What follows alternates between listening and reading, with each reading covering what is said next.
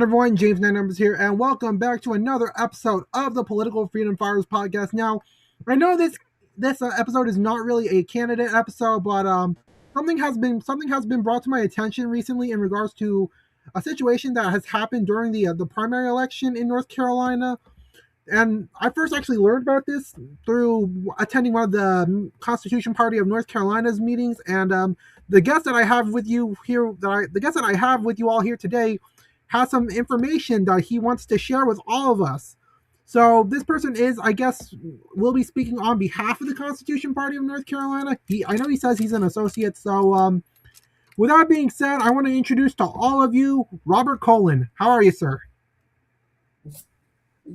I'm hanging in there. It's actually pronounced Cologne. Oh, Cologne. Okay. All right. So tell everybody about what you told us about on Monday.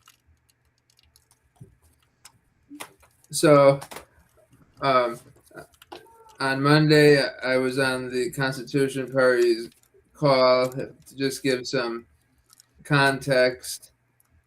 The Constitution Party of North Carolina, one of the third parties here, has like 3 different levels of membership.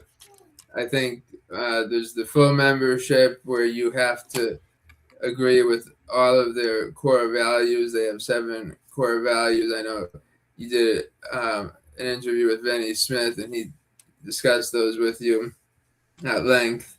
Then I think there's like an associate membership, but not really sure what the qualifications for that are. And then there's a friend of the party. So I'm a friend of the party, which means that I'm like affiliated with the party in a way, but I don't have to agree with any of the core values, although I do agree with at least some of them. But my official, affiliation, registered affiliation, actually has been Democrat for some time now. I was unaffiliated before that, but I was looking for a way to run for Congress, in this case for U.S. Senate, and so I ran as a Democrat, although I was described as an independent Democrat by radio host Lockwood Phillips, because my views are definitely more independent.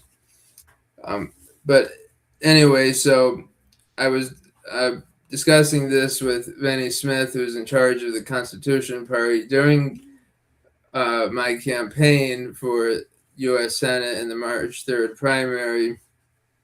I noticed some, very concerning things about the enforcement of the election laws. It started on February 25th, which was just a few days from the March 3rd primary. My mother, who is an unaffiliated voter, she of course wanted to vote for me in the Democrat primary. So she came home late that night, and told me that she went to vote and they didn't check for identification, which is, a violation of state law to, not check for ID. So within a few days, I got in touch with Vinnie, and I asked, him if he knew an attorney who I could talk to, because I was concerned about, the law being violated.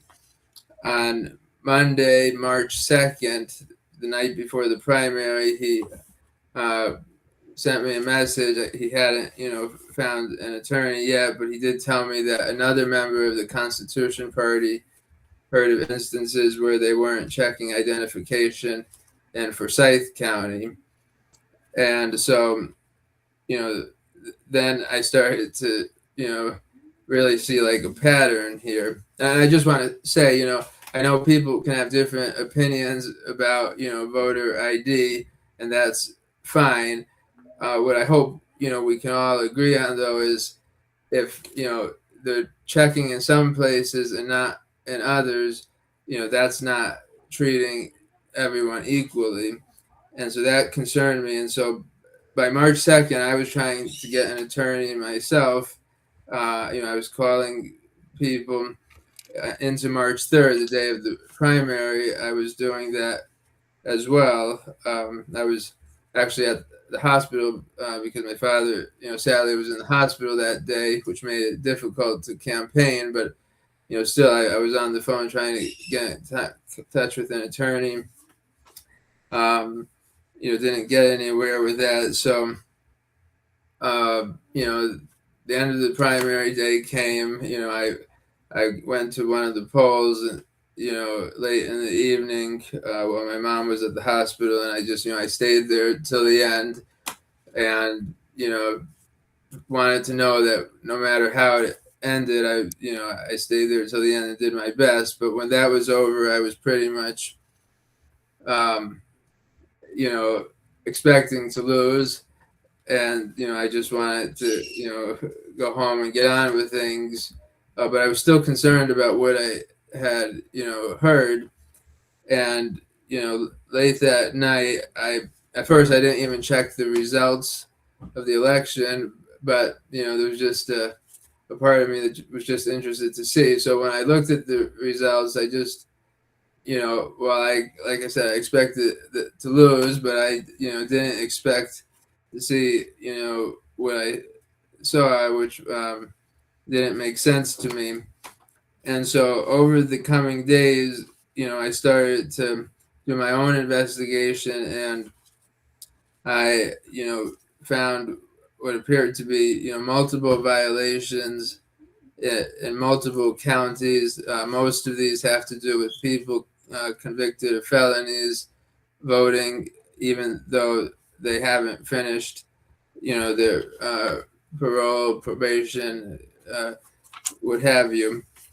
And just like with voter ID, people can have different opinions on whether they should be able to vote. But again, if some people are abiding by that and others aren't, that's not a a fair election.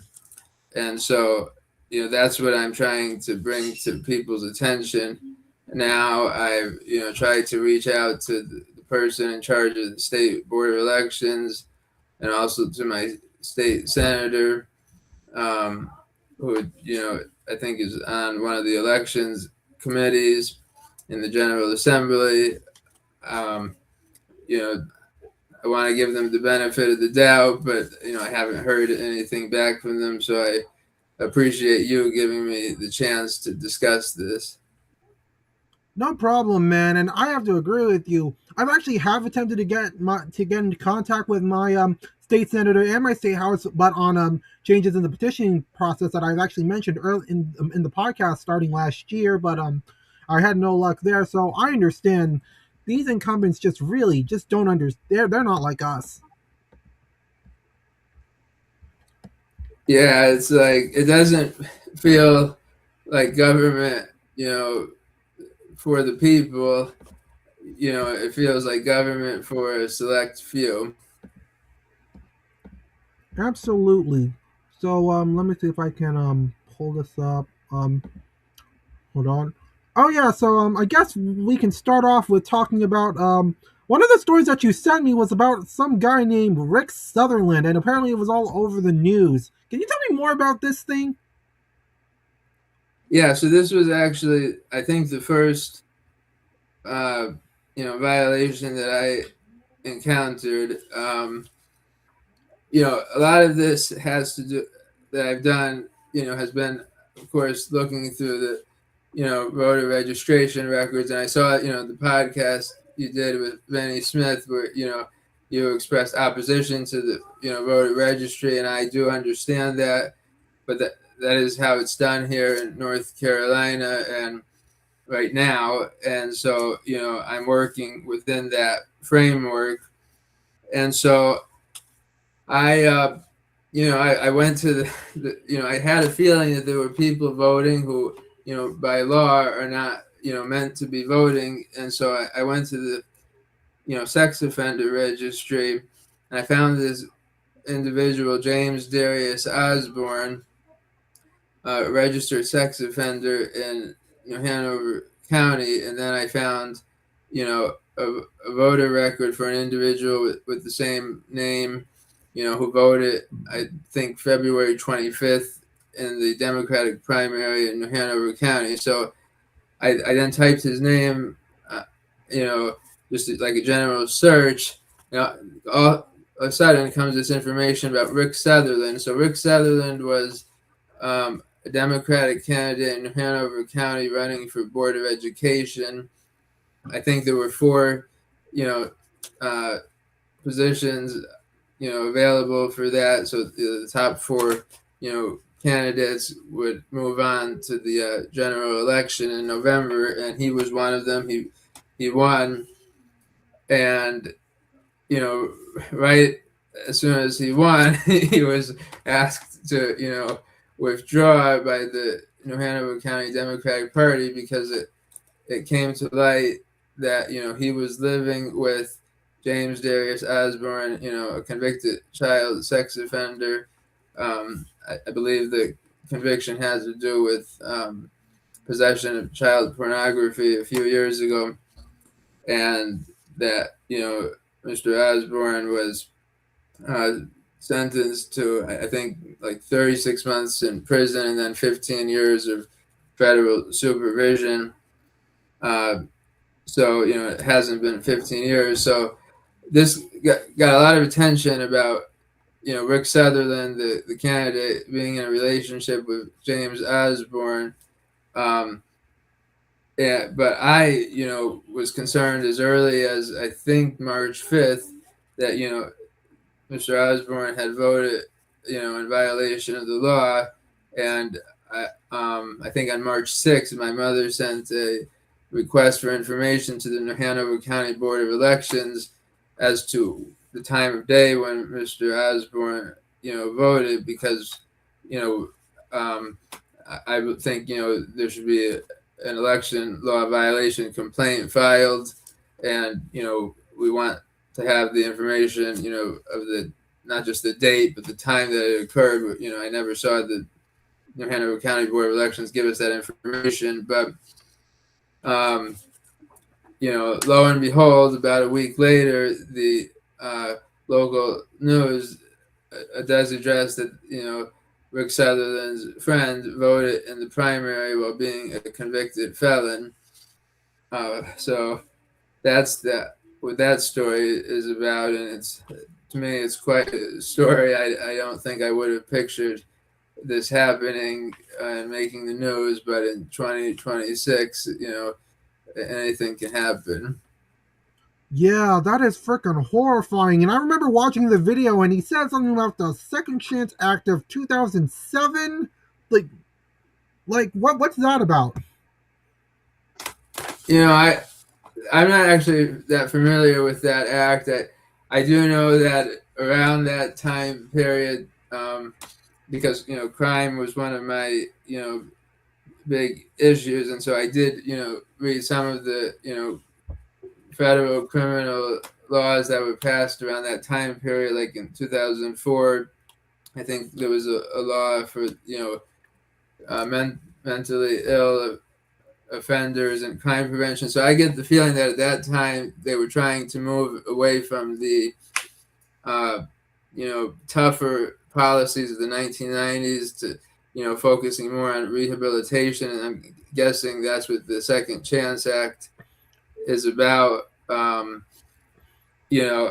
And from what I saw in that video, Mr. Osborne, of course, he wants a second chance, and he wants to be integrated again into the community. That's fine, but there are still consequences for your actions, and in North Carolina, one of those consequences is that you can't vote until you complete all of your sentence, including probation, and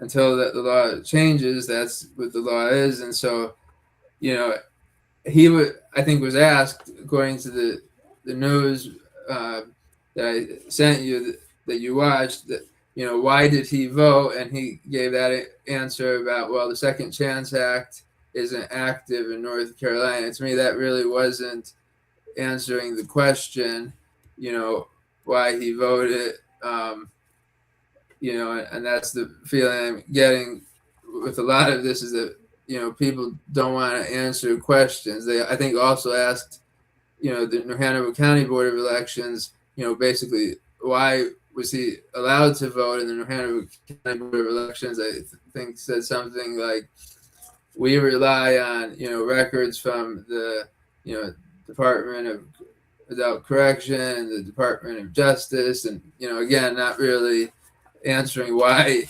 they allowed him to vote. Fair enough. That's freaking insane. I guess the next thing we're going to talk about is the deed that from Okay, so yeah, I printed out a copy of a North Carolina general warranty deed. Now, this one, maybe is a little more complicated to me, but my understanding is that North Carolina, if you move within 30 days of an election, you can still vote in your precinct, but if it's more than 30 days, you can't do that. And so, I found this deed for it's a North Carolina general warranty deed for Billy and Kathleen Giffen. They were the grantors, and they conveyed their property, which was their primary residence, to another couple on August 13th of last year. So that was definitely more than 30 days before the March 3rd primary. And it specifically states on here that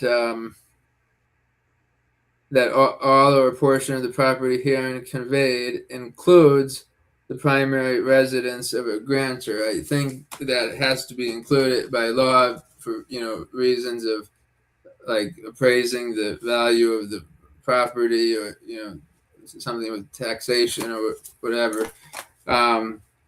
And so these individuals, they voted in the primary.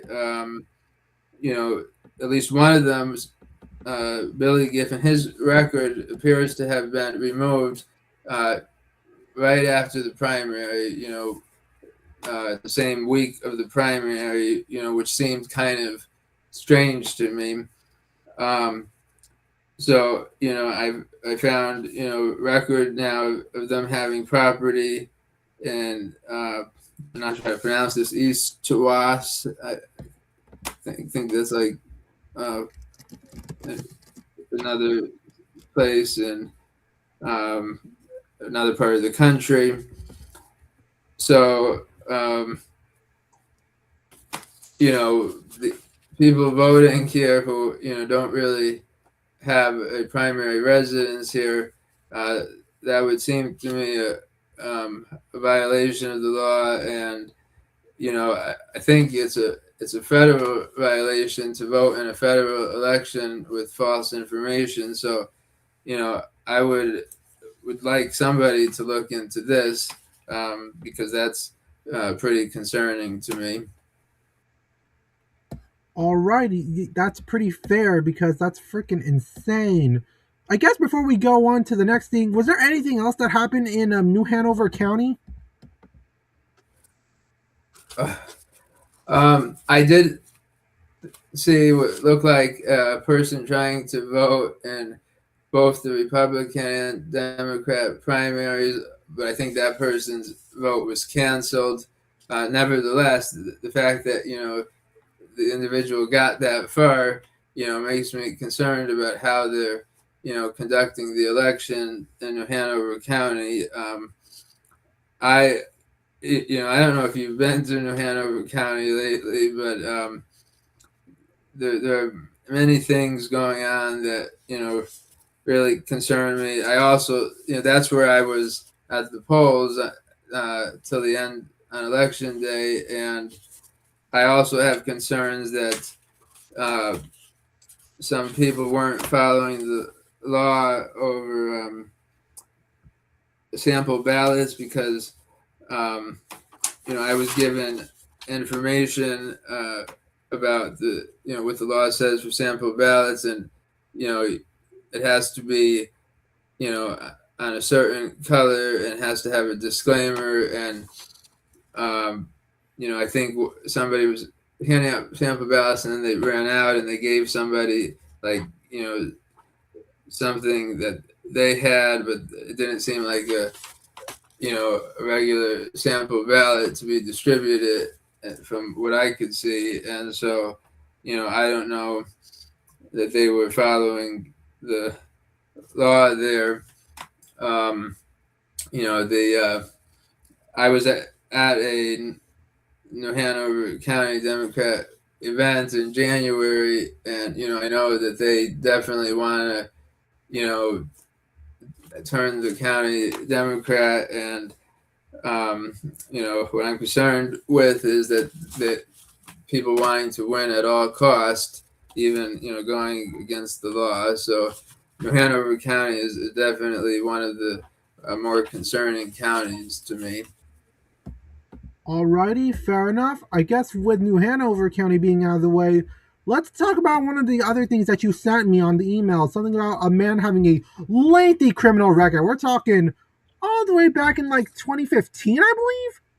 That's from the looks of it. Tell me more about this person. Yeah. I mean, this one is very lengthy. Ray Coleman. I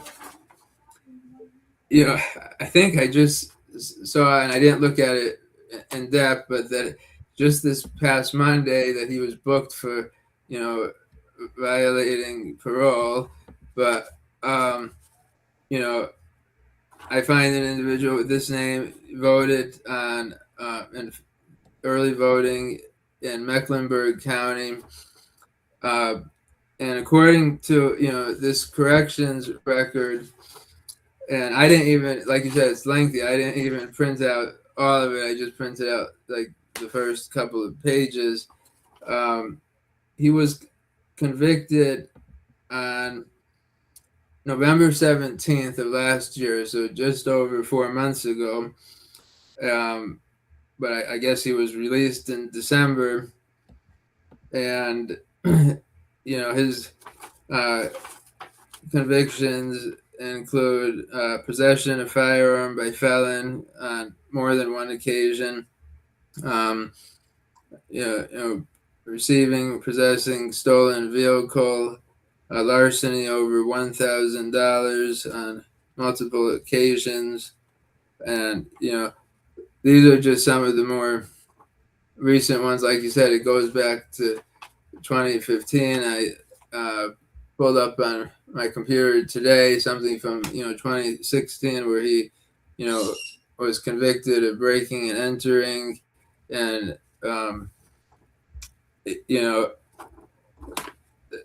that just for me that's quite a lot. Yeah, I'm actually reading through his criminal record right now, and I'm seeing a lot of larceny over $1,000 and larceny, like what? I don't think I even know what larceny is. I think it's kind of like a fancy word for stealing. There's different kinds of. The law has developed different like ideas of stealing. There's embezzlement. There's when you get property that you get simply because you trespassed, or you get it because you used false means. But in any case, we're talking over $1,000. That it may not be a lot of money to some people, but that's still pretty significant. And I think you could pull up also a video on YouTube about him, shoplifting in a store in Mecklenburg County, and just watching it, these people just going in and just start taking things, and everyone is just standing there. I talked to my dad about it, and he's telling me, the people working there probably think, why should I, risk my life when I'm getting paid $15 an hour? So, um, I just think this is very concerning. That I feel that this ties into what I said about I mentioned the New Hanover County Democrats, but I think Democrats in general, not me, but and maybe not a few others, but most of them really seem like they're willing to do anything to win this year, including appealing to the lawless, and that is not something that I think any political party should do. You could say that Republicans have done that too. Either way, I think is wrong, and we should hold ourselves to a higher standard. Fair enough. I'm reading through his criminal record right now. Apparently, there's also a charge for a 3-month re-imprisonment violation. So I guess he might have violated something. Let me see. 3-month re-imprisonment violation. It appears refers to a 3-month re-imprisonment violation for a principal, the main perpetrator of a crime. This typically involves a parole or probation revocation process. Okay, so this dude apparently violated parole, and he also had a felony breaking and entering charge as well. And he also had an attempted robbery with a dangerous weapon charge as well on his record.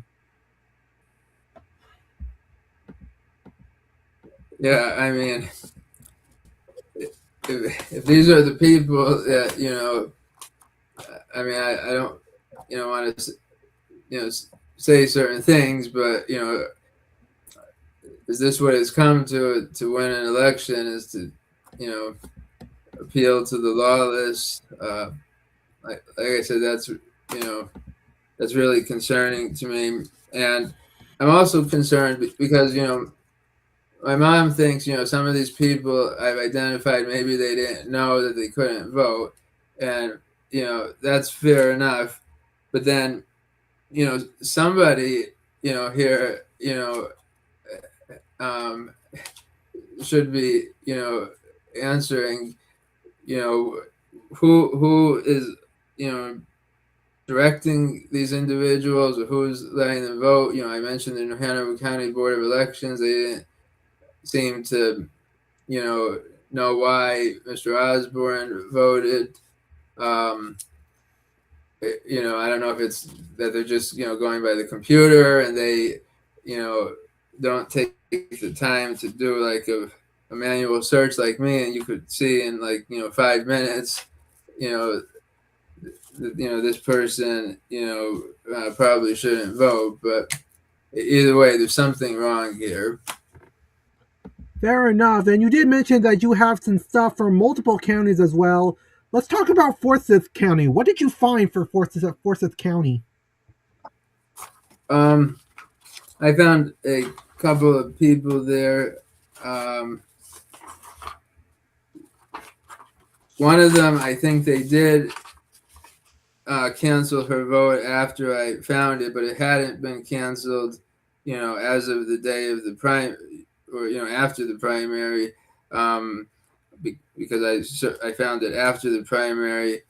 I think that was an individual, Priscilla Smith, who also goes by the name Priscilla Love, and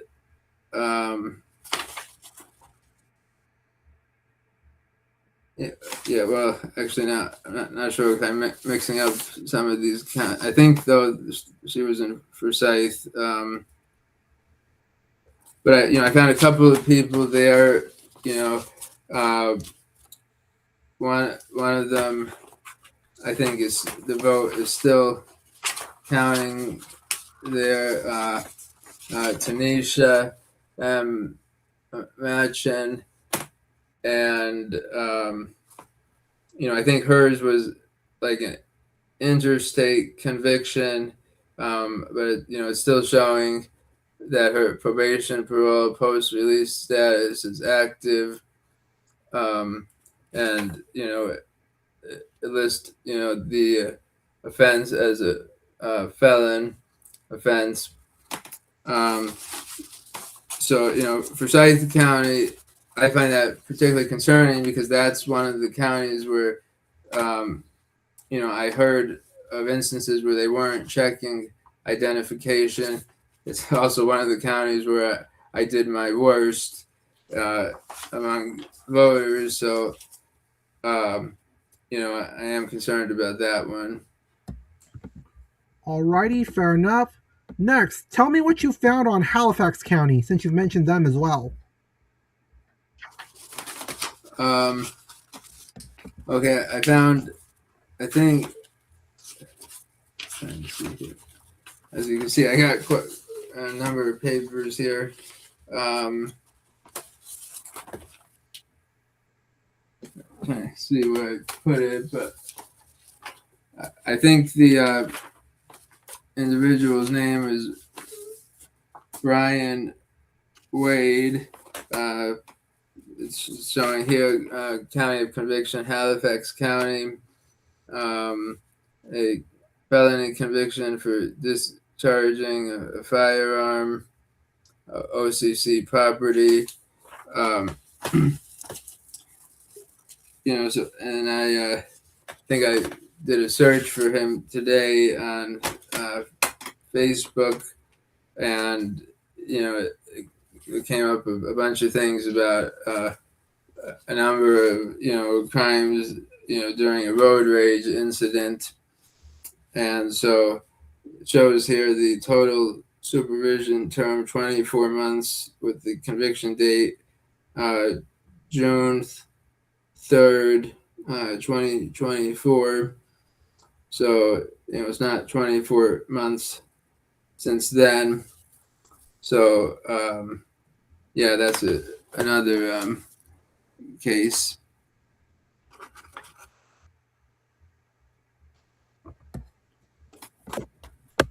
Oh, are you done with Halifax County, or? Yeah, for now, that's all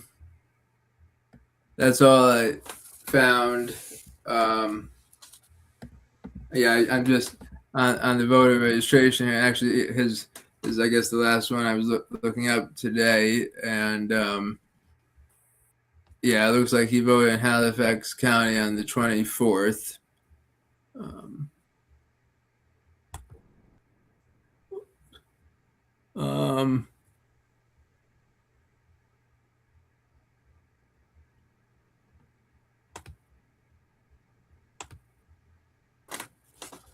Oh, can you still see me? I can still see you. Okay, yeah, I was trying to do something on the computer.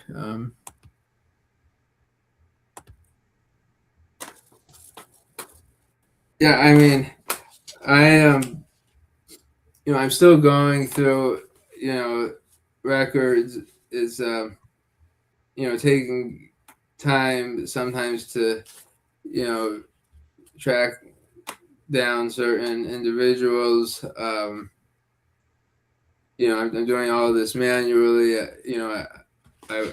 think I would get,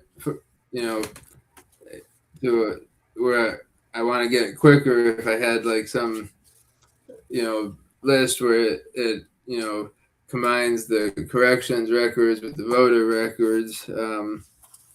I would imagine that the counties have something like that, and for some reason it doesn't seem to be that they're working with it, or I don't know what's going on. But the county board of election, there might be some people who are very impartial, but ultimately I think boards of elections are very partisan, and that is concerning as well. Alrighty. You also mentioned about Mecklenburg County as well. So what did you find in Mecklenburg County? Well, the Tyreke Coleman, that was the one that I found so far. The individual with all those convictions. This. I mean, I don't know. I might be going off track here, but I'm very concerned about what's happening to law and order in Mecklenburg County. I've heard there that the prosecutors don't know that they work for the executive branch, not the judicial branch. So there are definitely concerns there about more people voting who may not be eligible to vote, but I'm still working through that. Alrighty. Next, tell us what you found in Richmond County. In Richmond County, trying to see it.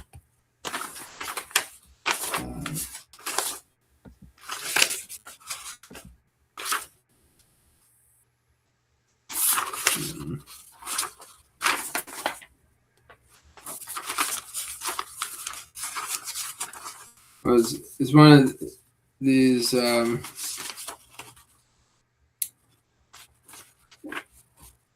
individuals here. I'm sorry for the delay. I'm going to have to check the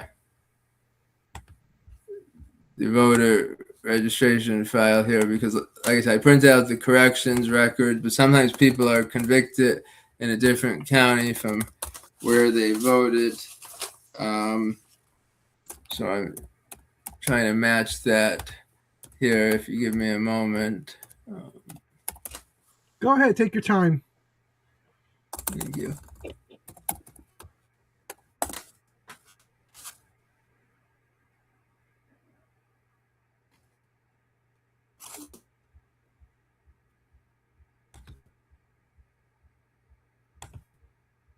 I guess while Robert is typing, if you all are enjoying this episode so far, please hit the like button down below. Hit the subscribe button if you're new to the channel. Hit the notification bell so that way you can be up to date on any new upcoming episodes of the Political Freedom Fighters podcast.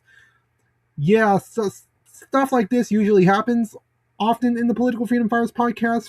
So it's not like some professional, not a professional setup. So it's going to be just me and basically with whatever I got. And yeah.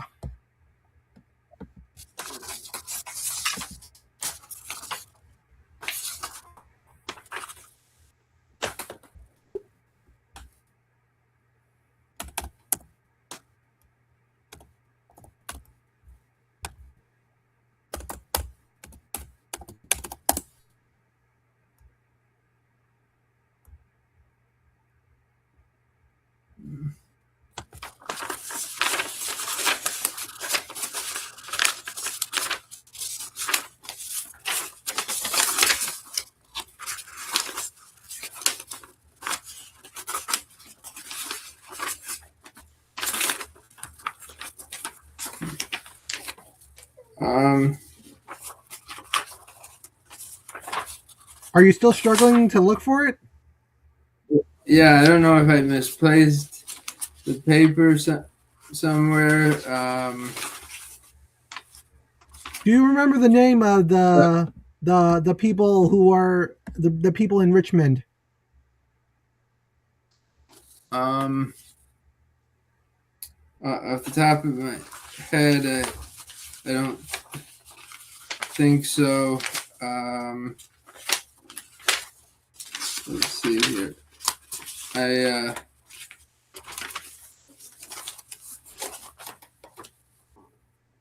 don't know if I can step away from the computer and see. I may have one of my papers. All right, yeah, go ahead and check.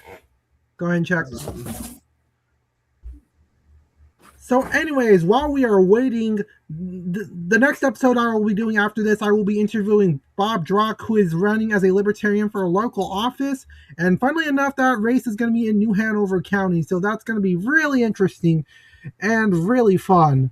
So, don't worry. After this episode, we will be back to interviewing candidates for all of you. But yeah, it is what it is. We're still waiting to see if Robert can find his information that he has on Richmond County, and if he doesn't, we'll skip that for now, and we'll go back to that later. So yeah, so it's been 40 minutes now. Oh hey, Yeah, I can't find an extra paper right now, so maybe we could skip that one for now, or maybe I'll find it, while we go on to other ones. But that's that one I'm struggling with right now because, like I said, the corrections records are separate from the voter records, and I only printed out the corrections records. I didn't print out the voter records because I thought the corrections records are the more important thing here, because they establish the reason why an individual isn't allowed to vote. But I do know there was one that I found in Richmond County. Yeah, once you find that, send that to me and yeah. I guess next up we'll talk about Robeson County. Okay, so that one, this one is pretty concerning to me. I'm trying to just check here on the voter registration site, but I know I do have the corrections record here. This is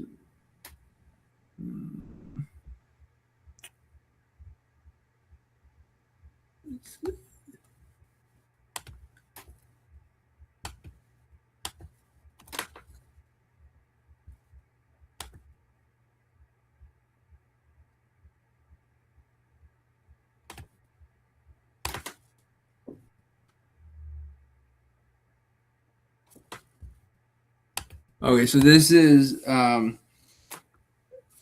David A. Lewis or David Alton Lewis, according to the corrections record, and I found an individual with the same name in Robertson County and who voted on February 17th in the Democratic primary. And according to the corrections record,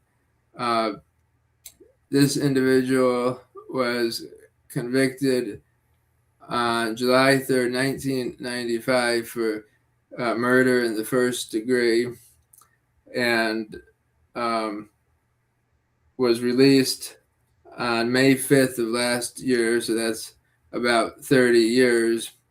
But according to the corrections record, the parole end date isn't until May 4th, 2030. So obviously, it would be too early for someone to vote in those circumstances. So, to me, this one is just my natural instinct is, to find this pretty concerning because it was a first-degree murder conviction. Yes, it's been 30 years, and I've heard that some people get out sooner than that, but it's still kind of disturbing for me. First degree murder, god dang.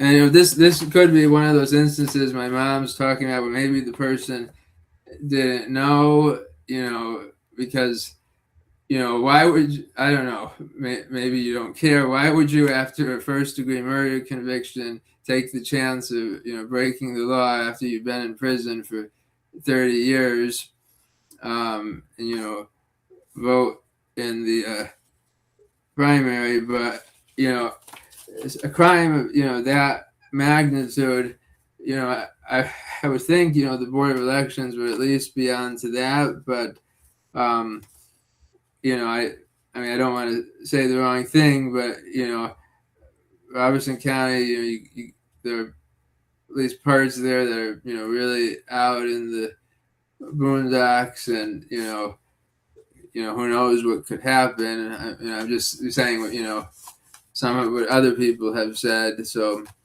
I'm trying to give some kind of explanation, or possible explanation, but, like I said, that's disturbing to me. Understandable. All right, let's talk about what you found in Warren County. In Warren County, and this is one of the, I don't have to look up on the voter registration because this one sticks out in my mind. This is one of the first ones I found, William M. Davis, and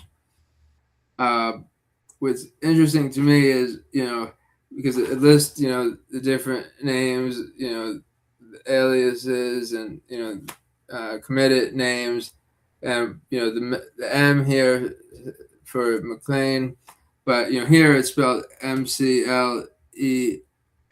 I think, I don't have it right in front of me on the voter record, but I think it's spelled, slightly differently, but, to the same effect. And, this person, according to the corrections record, the individual with this name was convicted possession for Schedule 2 in 2023, convicted, July 22nd, 2024, total supervision term 24 months, so that hasn't come yet. And the person had previous felon convictions for possession of firearm by felon, possession for Schedule 2 a couple of times, manslaughter, going back some time, and I think also forgery. So, that's another one of, a pretty, substantial list of crimes right there. Damn, that's insane. Since you are struggling to find someone considering that you are struggling to find the person in Richmond County, can you go over all the names that you've missed? Like, is there any? Okay. Well, we've got Maurice Bullock, and I believe I was looking that one up earlier today. So I think that's another Robertson County one. Now this is, I think, the only one I found that voted in the Republican primary. This is another Robertson County voter, voted February 19th in the Republican primary.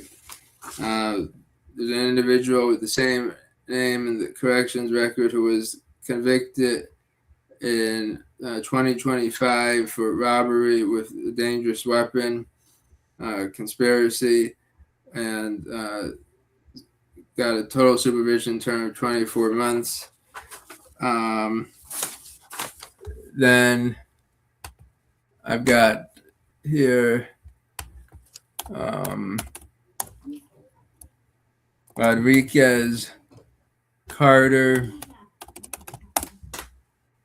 and this is it's another possession of firearm by felon, and that corresponds to another person for Forsyth County. Now, this might be the one. This one it's now showing in the voter records that the vote was canceled. The vote was done on February 26th. It's now saying invalid return, but just a few days ago it wasn't showing that. So, somehow the Forsyth County, Board of Elections, did get to canceling it, but, not before the primary. Then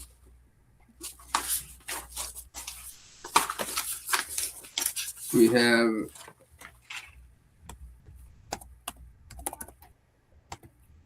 Ishun Thomas. This is, I think, in Anson County. Yeah, Anson County voted February 18th in the Democratic primary. The corrections record, which includes felony discharging firearm, OCC property, receiving, possessing firearm. I think then there's also a previous misdemeanor for carrying concealed weapon, and then another felony for possession of firearm by felon.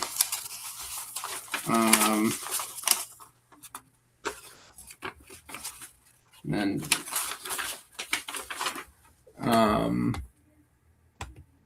then I think there's one in Hoke County here.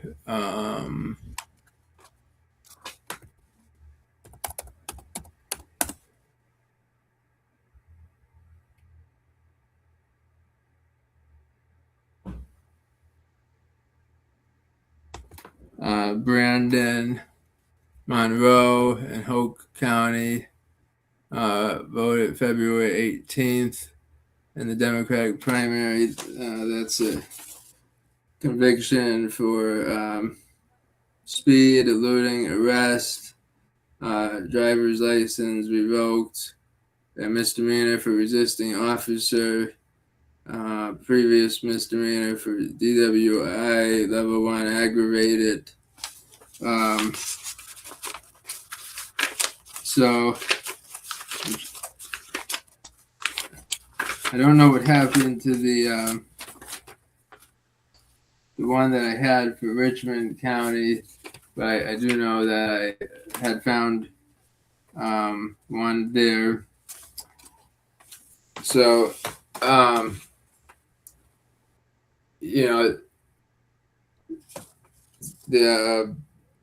think I would be, surprised if there weren't a lot more, but this is, what I've done on my own so far. There are other things too that I'm, concerned about with county boards of elections, counting votes of deceased voters who, may have voted before they died, but they didn't survive through election day. And I haven't found a specific law on that, but I think, the idea is that, if you're not alive on election day, then technically you're not qualified to vote.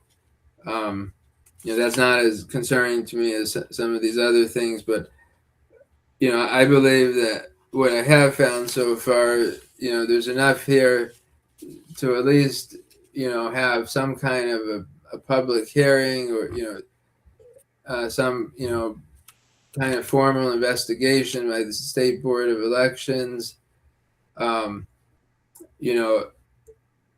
It doesn't have to be that, a number of violations, would change the outcome. So it could just be that, it taints the election.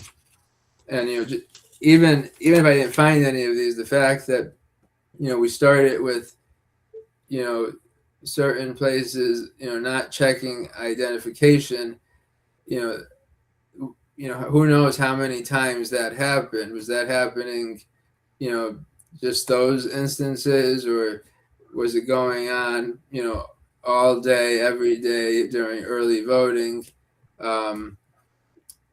these are things I would like them to look at. A number of people I've spoken to, Vinny, he thinks everything should be thrown out. I agree with that. I would like them to have a new election. I'm, prepared to lose another election, but I would, like to lose, fair and square, because, the people who voted for me, there was about 6,800 of them. They shouldn't have their votes nullified, by illegal votes, by, election officials who were negligent and doing their job, or maybe not negligent, just incompetent. And I don't mean that as an insult, but that's just, the word that I would use. So, that's where things stand with me. Alrighty. Have you had any luck with finding a lawyer since then? I mean, I've sent you contact information to Ryan and Rob Yates. Yeah. Yeah, I spoke to Rob Yates, and he made it sound like, Ryan from the We the People Party is interested, but I guess, Ryan is, going to Egypt this week, and so he won't be available then. But, Rob Yates, he did think that I may have something. He couldn't guarantee me anything. He wanted me to send him, a summary, so I sent him some of that, including, some of what we went through here. He said that, the whole election is suspect, based on, some of the things that I found. So I'm waiting to see if, he or Ryan may be able to help. I wanted an attorney in part to help me, file complaints or possibly protest. Now, I think that the time for protest has passed for the county boards of election. I mean, technically, I think I could still, file them, and the county boards of elections wouldn't do anything, but they would forward them to the state board of elections. I could use an attorney to help me with that. Beyond that, I would like to see, if an attorney thinks there's anything else we could do. I would, again, I would like them to, have some kind of investigation and, consider a new election. But if they're not going to do that, at least, have some kind of investigation and try to, address these issues, because if it's happening now, it could happen in future elections. And, the people of the state, they deserve an election that's, honestly conducted, that's properly conducted. And, the way things are now, I don't think that's happening. Damn, that's pretty unfortunate. So, is there anything else you want to talk about?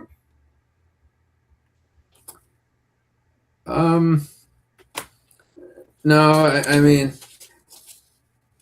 I'm not, someone who, likes to, point the finger all the time. But, in a case like this, it's really important. And the way the elections work, election crimes are not like every other crime, and for certain crimes, I wouldn't,